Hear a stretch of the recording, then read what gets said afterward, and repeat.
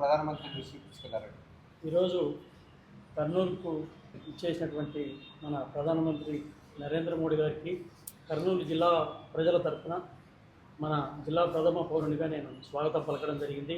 అలాగే మా నాయకుడు జగన్మోహన్ రెడ్డి గారు ప్రధానమంత్రి గారికి నమస్కారాలు తెలియజేస్తూ నా తరఫున ఆయన వాయిస్ను మేము అక్కడ మా నరేంద్ర మోడీ గారికి తెలపడం జరిగింది.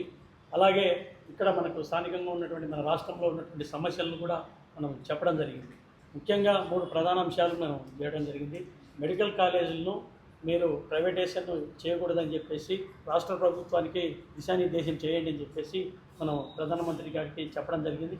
ఎందుకంటే మనకు పక్కన ఉన్నటువంటి కేరళ కావచ్చు, తమిళనాడు కావచ్చు, మనకు తెలంగాణ, అలాగే ఇతర పంజాబ్, హిమాచల్ ప్రదేశ్ రాష్ట్రాలలో అలాగే బీజేపీ పాలిత రాష్ట్రాలైనటువంటి గుజరాత్, మధ్యప్రదేశ్, ఉత్తరప్రదేశ్ ఈ రాష్ట్రాల్లో కూడా ఈ ప్రైవేటైజేషన్ మెడికల్ కాలేజీలను ప్రభుత్వ ఆధ్వర్యంలోనే నడవాలి, ప్రైవేటైజేషన్ విధానాన్ని తిరస్కరించడం జరిగింది.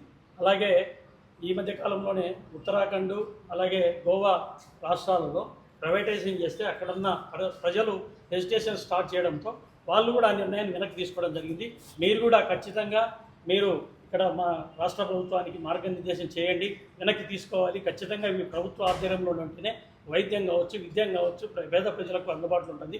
ప్రైవేట్ వ్యక్తులకు ఇస్తే ఖచ్చితంగా వాళ్ళు వ్యాపార దృక్పథంతోనే ఉంటారు, వాళ్ళ లాభాపేక్షతోనే ఉంటారు. కానీ పేద ప్రజలకు కానీ పేద విద్యార్థులకు కానీ ఎవరికి మేలు జరగదని చెప్పేసి మేము